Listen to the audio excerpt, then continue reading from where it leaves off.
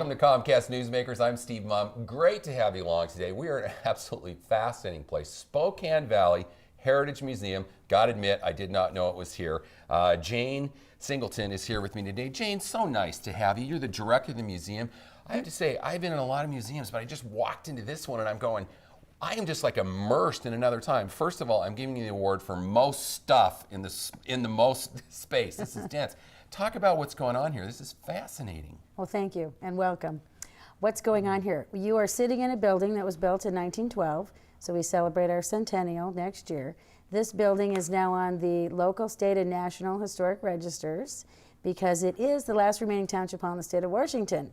So what better place to house the history of the Spokane Valley?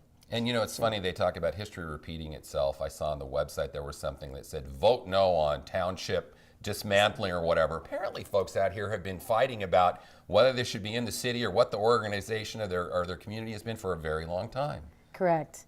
The incorporation efforts go back a number of years. There were 7 previous attempts, but prior to that, this was township form of government. And what you saw was a poster that's in our collection whereby those citizens that wanted to dismantle township were parading with the signs that said dismantle township organization. So everything stays the same. Now these displays are so lovingly put together and they really tell a story. I mean, you walk in, I mean, you just get this great feeling. You've used the phrase labor of love. Jane, I suspect you and a lot of volunteers have worked very hard to bring this to life. We have. We've worked hard, but we've had a lot of fun. And history can be fun. History comes alive here. We have 22 full-time volunteers, as well as other volunteers, depending on what the need is, that will step up and help us out.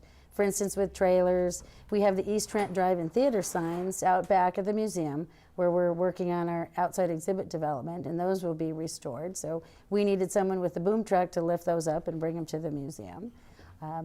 Yes, we have a great time. It's like a family here. We do enjoy our time together. You know, and as you're talking about 150 years of history and you're talking about the drive-in signs, that's a lot of stuff. How do you collect? How do you decide what's going to make it in here? Well, first we determine for the year, what exhibits are we going to create? What's the content? What's the message? What are we trying to connect people with? Because that's our underlying mission here, is to connect people. We connect so quickly with our cell phones, with our telephones, with email, but we're not connecting in the most fundamental important way. We're not saying, hey, how are you doing face to face, like it was in the old days. Oh, absolutely, and connecting, speaking of that, you've got a wonderful thing here. You have a searchable database, and it's 150 years of history. Talk about, people can come in here and they can actually go on a genealogy hunt. Tell them what they can do. The Who Am I?